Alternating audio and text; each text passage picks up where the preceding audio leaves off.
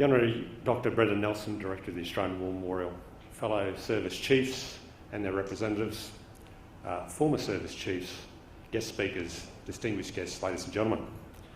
On behalf of the Royal Australian Air Force, welcome to the 2014 Air Power Conference.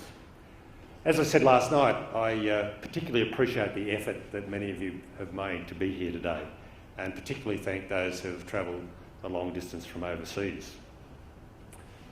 Hosting this event has been made possible by the generous support provided by our sponsors, and I'd like to just take the opportunity to quickly acknowledge them. Our principal sponsor this year is Boeing, as they have sponsored the previous 4 Air Power conferences. In addition to generously sponsoring our conferences, they continue to be a major partner in Air Force in supporting, developing and supplying Australian air power. We've also received generous support from L3, Rolls-Royce and Qantas, and I'd also like to thank Defence Health and Defence Bank for their ongoing support. The first Australian Air Force Air Power Conference was held in Canberra on March 1991. The topic was smaller but larger conventional air power in the 21st century.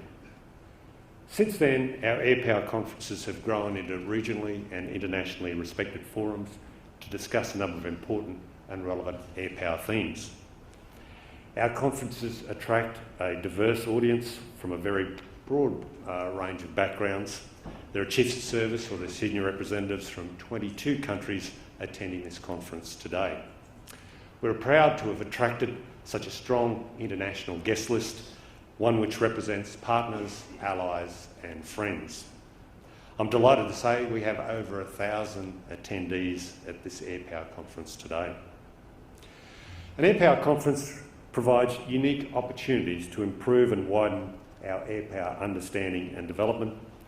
The value gained from conferences like this continues to represent a very sound investment from my point of view.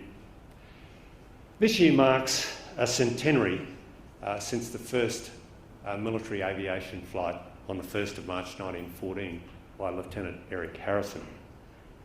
He did it at Bristol Box Kite at Point Cook, a flight that we actually reenacted 2 weeks ago at the centenary of Military Aviation Air Show. Given such a historic milestone, I think it's appropriate that this conference focuses on the impacts, achievements, issues and characteristics of air power in conflict over the past 100 years. Studying and debating history enables us to understand the past, which in turn helps us shape the present and the future. Our speakers have been asked to examine the use of air power in a variety of conflicts since the First World War. We're fortunate this year to have a number of leading experts to address the impact of air power since its inception. Air power has developed enormously since 1914.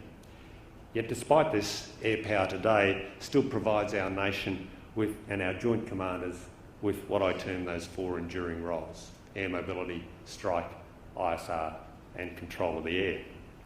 As we review and debate 100 years of military aviation, we must consider what it means in a contemporary setting and also into the future. Knowing our past and understanding our present is important. It provides us a basis for planning, for ensuring we provide the right people and equipment to deliver the effects required by government and our nation into the future. The acquisition of cutting-edge capabilities such as the F-35, Growler and P-8 Poseidon, matched with the professional mastery of our people and quality of training, will ensure we continue to deliver the outcomes required by government.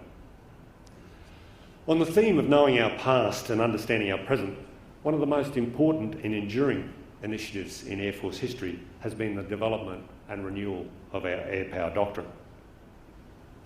The first edition of the Air Power Manual was produced in 1990 as a result of the leadership and vision of Air Marshal Ray Fennell, who is with us today. In 2.5 decades, the Air Power Manual has been updated regularly, and the most recent edition was released in 2007. The Air Power Manual is a forward-looking document. It elaborates on the national security context and acknowledges our past achievements and the lessons we've learned. It projects our vision of how Australian air power will be generated, employed and sustained in the years ahead.